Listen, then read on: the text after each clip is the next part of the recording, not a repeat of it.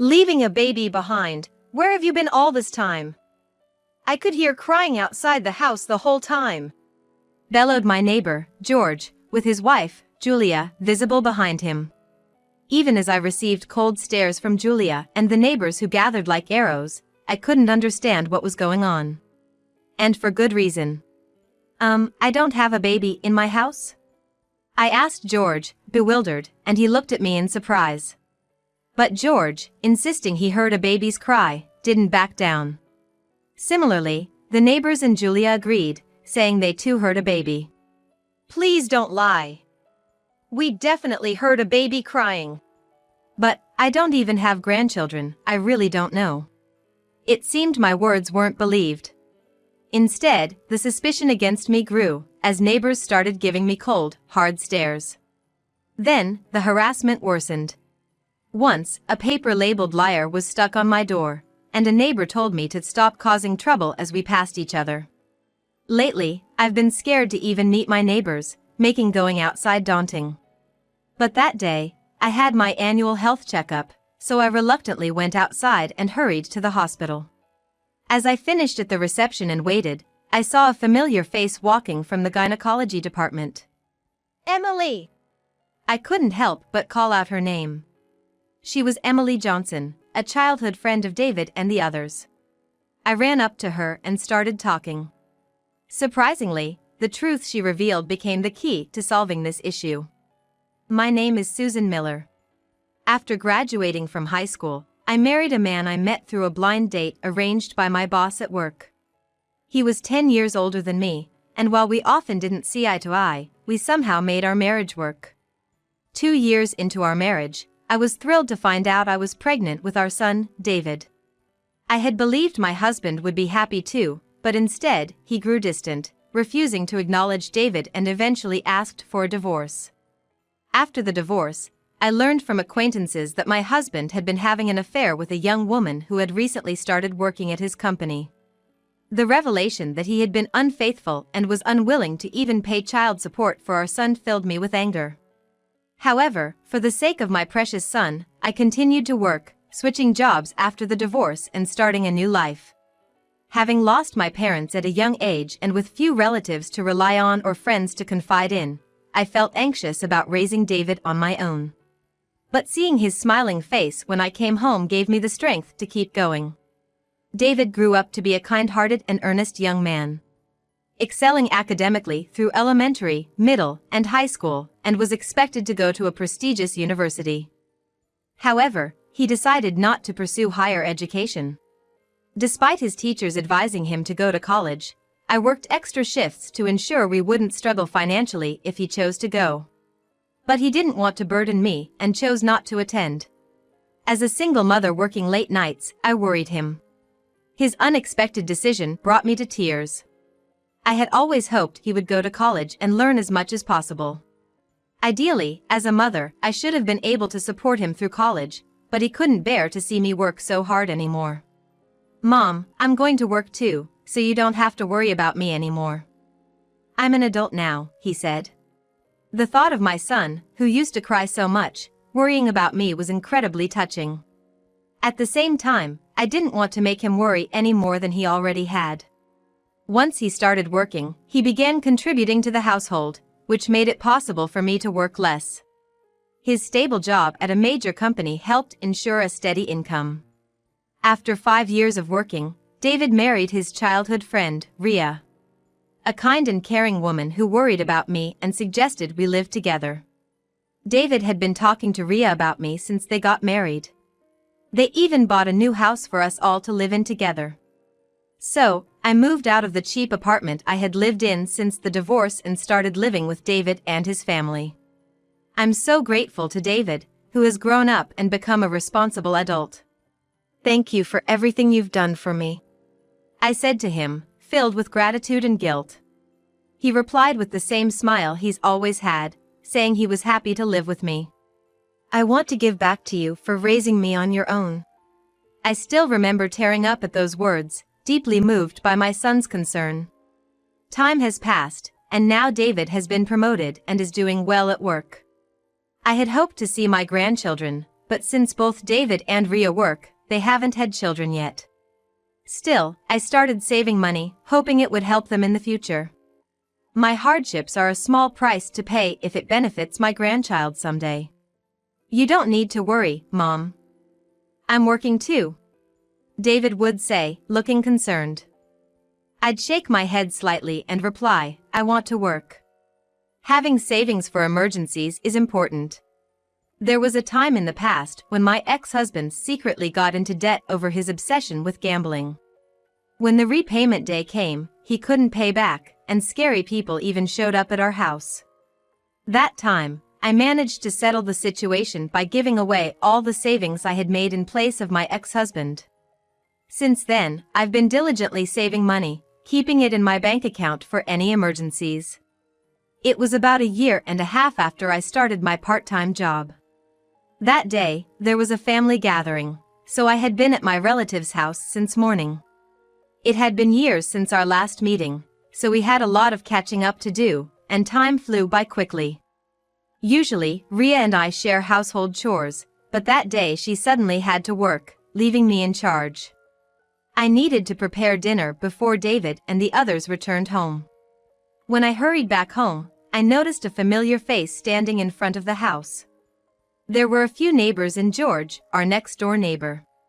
As I rushed to the front of the house, wondering what had happened, George, noticing me, suddenly burst out in anger. Where have you been all this time, leaving a baby alone? The baby has been crying outside the house the whole time. Behind George, who was yelling at me, I could see his wife, Julia. Faced with the cold stares of the neighbors and Julia, I was completely confused. There shouldn't be any baby crying at my house, as there were no children there. There's no baby at my house? I asked, perplexed. George looked at me in surprise. But he insisted that he had heard a baby crying. Agreeing with George, the neighbors and Julia also claimed they heard the baby's cries. Don't lie. We definitely heard a baby crying. But I don't have grandchildren either. I really don't know anything about it. My explanation didn't seem to convince them. Instead, the distrust towards me seemed to grow, and the neighbors started to glare at me coldly. In the end, no one listened to my side of the story. I decided to tell David and the others about the incident. David looked puzzled, but his wife, Rhea, just suggested it might have been a misunderstanding. But everyone heard the baby crying. Maybe it was the sound from the TV, or it could have been the vacuum cleaner that sounded like that. It's hard to believe that such sounds could be mistaken for a baby's cries. David didn't seem interested in identifying the source of the noise, just suggesting it was probably a mistake. As I struggled with my dissatisfaction, Rhea abruptly ended the conversation. If it's about ghosts, it's scary, right? Let's just drop this topic. Was Rhea always the type to cut into conversations and end them like this? But, faced with her cheerful voice, I couldn't say anything else. In the end, the cause remained unknown, and the topic was dropped. A few days later, as I was returning home from my part-time job as usual, I bumped into George and his wife. As we passed each other, I greeted them. But they didn't greet me back. Instead, George approached me angrily. Enough is enough. Your baby is too loud. As I said before, there's no baby at my house. Despite my words, George shook his head, insisting it was a lie, and began shouting in front of my house. The baby might be in danger.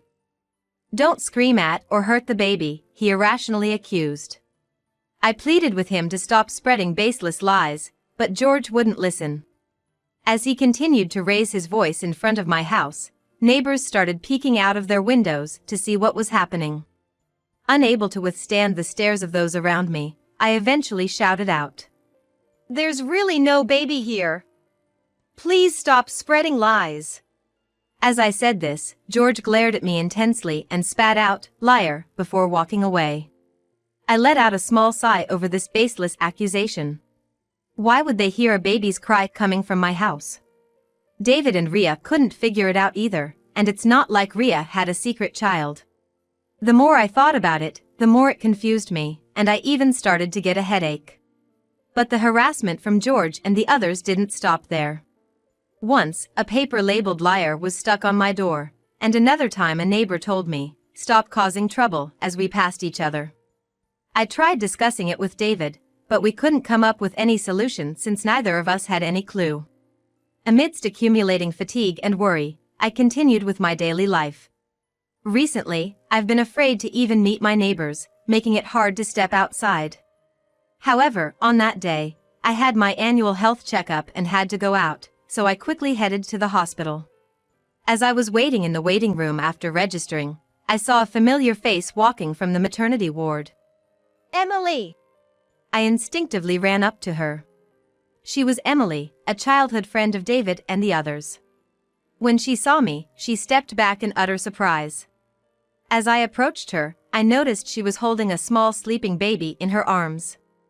I hadn't heard anything about her getting married or pregnant from David, but it seemed she was now a mother. We used to play together with David and others, and she often came to our house.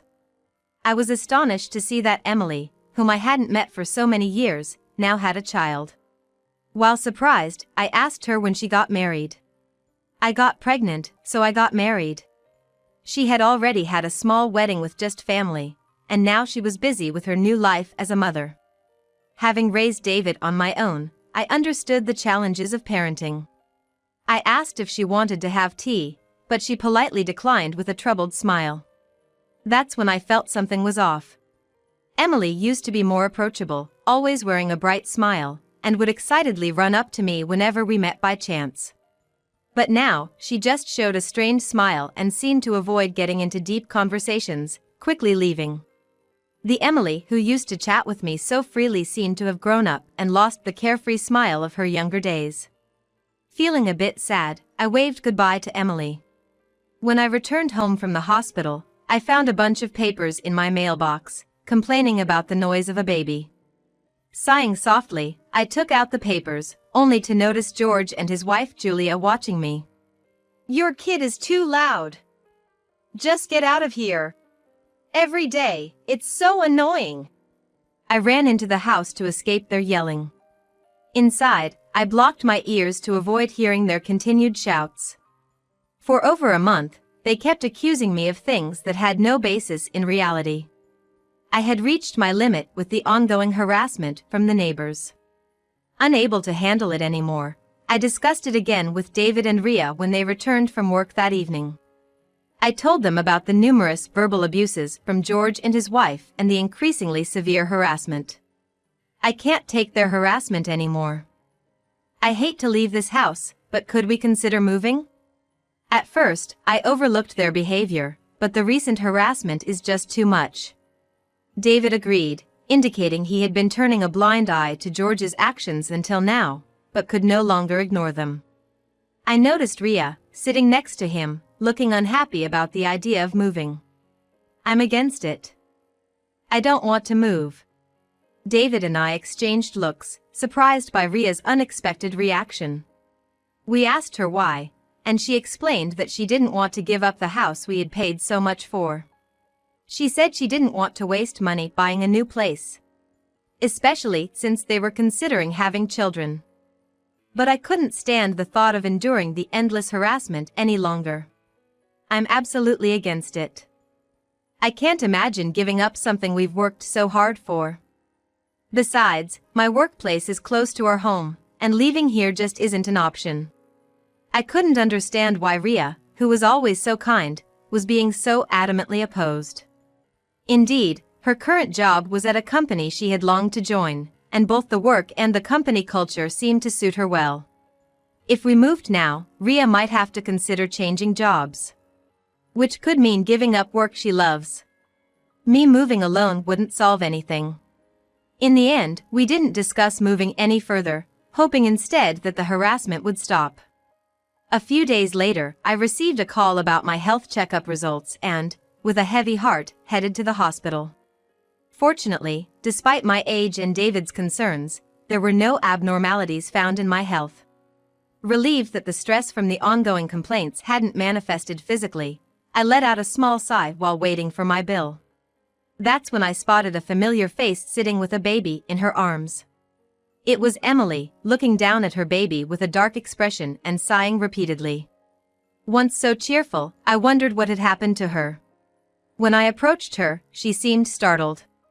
She tried to speak, but then awkwardly turned away. I sat down beside her, close enough to offer comfort. "You seem down. Is something wrong?" Emily shook her head and simply replied, "It's nothing." But her demeanor suggested she was hiding something. I looked directly at her and said, "Please, I want to help you. If you have any troubles, just talk to me." I couldn't believe such a once bright person could look so downcast. Finally, Emily seemed to resign herself to opening up, her voice heavy with resolve.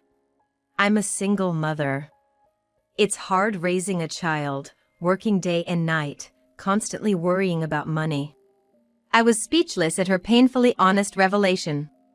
But if she was working all day and night, I wondered who was taking care of her child.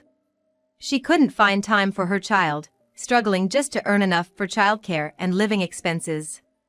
"Who takes care of your child when you're working?" "Ria looks after my baby." I was taken aback by her unexpected answer. "Ria works from morning till evening. How can she manage that with her job?" Emily, looking down, started to explain how she was troubling Ria. Apparently, Ria was the only one who knew that Emily had a child out of wedlock. Worried about Emily raising her child alone, Ria had offered to help take care of the child. Suddenly, George's words about hearing a baby's cries came to mind. "Ria is looking after your child? Could it be?" Emily hesitantly nodded in confirmation. While David and I were away, Ria had been taking care of Emily's child at our house. All this time, I thought the accusations were baseless, never imagining a baby was actually crying. Feeling guilty for thinking it was all unfounded harassment, I exclaimed. "Why didn't she talk to me about this? Even a little consultation would have been fine." Emily shook her head and said she would stop leaving her child with Ria. "I can't burden Ria anymore. She's already attracting attention at work because of this." It seems that Ria had been taking time off work to care for Emily's child, but her increasing absences had begun to raise suspicions from her boss. Recently, it's become harder for her to take time off. Emily declared that she would no longer rely on Ria and would take care of her child alone. I couldn't just stand by and watch Emily struggle. I wanted to help her in Ria's stead. I longed to see her smile again, like she used to. With that determination, I offered to take care of Emily's child. "There's no way I can just leave you struggling like this. Let me help." Emily, tears in her eyes and looking apologetic, thanked me. That very day, she explained the situation to Ria. This would relieve Ria of the need to take time off work to care for the child, and would alleviate Emily's parenting anxiety. I immediately discussed the situation with my workplace and managed to reduce my shifts, deciding to take care of the child. The child, still very young, was quiet, ate well, and slept soundly, but initially cried loudly upon realizing I was not their mother. It reminded me of David when he was young, bringing back nostalgic feelings. But there was no time to indulge in nostalgia. I had to inform George and the others about the real situation. "Hey, I need to talk to you about something." I showed Emily the papers accusing us of lying about the baby's cries that George and his neighbors had been posting. Although she looked shocked, I explained the situation and suggested we go to George's house to apologize. Emily, unaware of the situation, looked remorseful, but I was sure George would understand once we explained. On another day, Emily and I went to George's house to discuss the matter. I hoped that a proper explanation and apology might stop the harassment. As we rang George's doorbell, he answered. "So, you've finally come to admit to the crying baby, you liar!" George shouted as soon as he saw us. Startled, I was about to speak, but it was Emily who raised her voice. "Why are you here?" she asked George, her face turning pale and tears beginning to form in her eyes. She moved protectively behind me. But it was George who showed the most panic. Why are you here? I told you we were done with each other. At the sight of Emily, George's anger was apparent. Julia also appeared, asking, "Who's that woman? And why is this liar here?" Overwhelmed by Julia's intensity, I opened my mouth to explain the situation. But just at that moment, Emily, who had appeared behind me, glared at Julia and shouted, "He's my ex-boyfriend. This child is his." He refused to acknowledge the child. At Emily's harsh words, not only Julia but also I were left stunned, turning our gaze to George in disbelief. It turns out George had been dating Emily a few years ago and was cheating on her with Julia. Emily, unaware of this, had told George about her pregnancy, but he chose young Julia over her, refusing to acknowledge the child and abandoning them. He had even changed his contact details, leaving Emily to raise the child alone without any support. Julia, her face turning red with anger, directed her fury at George. "What do you mean? I was the other woman. Don't joke with me." Julia screamed at George, who frantically tried to explain himself. I was appalled by the whole scene. "If I had known it would come to this, I would have kicked them out sooner," George yelled, pointing at me. He started to explain. Apparently, George had accidentally discovered that Ria and Emily were childhood friends, and had seen Ria taking care of his child. Panicking, George had been trying to drive us out before Emily could learn about his marriage to Julia. "It's your fault for coming here. If you had left, I wouldn't be in this mess." George's selfish reasoning made me sigh. He had deceived both Emily and Julia, neglecting not only pregnant Emily but also his own child, living comfortably himself. But then, it was Emily who spoke up. "Do you have any idea how much suffering you've caused me? And to think, you cheated not just on me but with someone else too." Emily's words, spoken in a cold tone, visibly drained the color from George's face. "It's all in the past," George replied quietly, only to be interrupted by Julia, who began to gather her belongings, glaring at him. "This is over, George. You cheated and had a child without telling me? That's the lowest. If I had known, I never would have married you." She declared her intention to leave. George, apparently caught off guard by Julia's reaction, desperately tried to stop her, but she spat out that she would divorce him and demand alimony. That day, we left George's house, unable to do anything further. Julia's outcry was so loud it seemed to have prompted complaints from the neighbors, and it appears they eventually divorced. Emily, too, consulted a lawyer about George's failure to pay child support. Thanks to all of you. I never even considered consulting a lawyer, thinking I had to do everything myself. It costs money and time, but I plan to have the lawyer calculate everything that's owed. George was eventually ordered to pay child support, including the back payments he had missed.